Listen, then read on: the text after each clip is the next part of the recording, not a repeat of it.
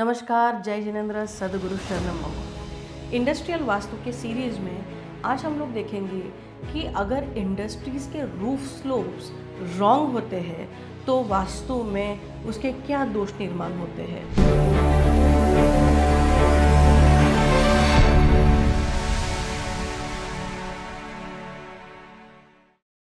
अगर आपने आपके रूफ के स्लोप्स को विपरीत वास्तु के नियमों के हिसाब से बनाया तो आपको उसके बहुत बड़े बड़े नुकसान झेलने पड़ सकते हैं। जैसे कि फॉर एग्जांपल, अगर आपका रूफ स्लोप पश्चिम की तरफ है तो इंडस्ट्री में वेस्ट डायरेक्शन की तरफ अगर रूफ स्लोप होता है तो ऐसी इंडस्ट्री पार्टनरशिप के रिलेटेड बहुत बड़े इश्यूज क्रिएट कराती है। दूसरी चीज़, आपके जो बड़े बड़े कंसाइनमेंट्स हैं, आपके जो पेमेंट्स हैं, ये अटक जाते हैं। उधारियाँ जो होती है, क्रेडिट जो होता है, वो डे बाय डे बढ़ता जाता है और आप इंडस्ट्री जो है वो डेप्थ में बढ़ती जाती है। डेप्थ फ्री बनने के लिए, लोन फ्री बनने के लिए आपको आपके इंडस्ट्री में रूफ स्लोप को चेंज करना पड़ेगा। जैसे कि हमने एक इंडस्ट्री का विजिट किया था, वहाँ पर eastern part of the industry height पे थी और वेस्टर्न पार्ट लो पे था, प्लस वेस्ट को स्लोप था। जैसे कि हमने एक इंडस्ट्री का विजिट किया था, वहाँ पर उन्होंने जो भी प्रोडक्शन स्टार्ट किए, नई नई कंपनियाँ, हर 4 साल में कंपनी बदल रही थी और जो भी कंपनी आती थी वो कितनी भी प्रॉफिट मेकिंग बाहर हो, लेकिन इस वास्तु में आने के बाद में उनके कोई क्लैशेस चालू हो जाते थे, उनको लॉसेस चालू हो जाते थे।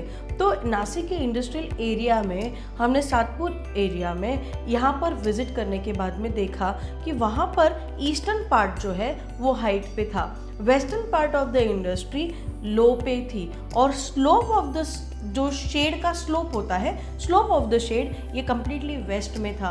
और वो इंडस्ट्रीज़ जितनी भी वहाँ पर आई, ये पार्टनरशिप इंडस्ट्रीज़ थी, क्योंकि यूजुअली इतने बड़े बड़े बिजनेसेस जो होते हैं, एक तो वो प्राइवेट लिमिटेड होते हैं या पब्लिक लिमिटेड होते हैं, सो पार्टनरशिप उसमें आना is kind of mandatory things.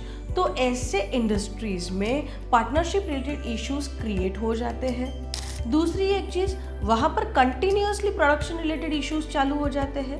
तीसरी एक चीज़, वहाँ पर ऑप्टिमम जो उनका मैन्युफैक्चरिंग होना चाहिए, ऑप्टिमम सेल जो होना चाहिए, वो नहीं दिखाई देता है। ऐसे समय पे आपको आपके रूफ स्लोप्स को ट्रीट करना बहुत ज़रूरी बनता है।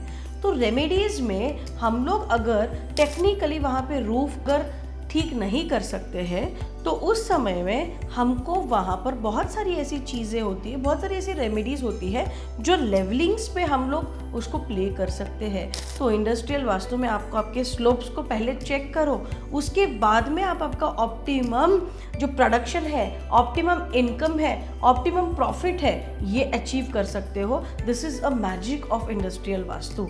नमस्कार, धन्यवाद।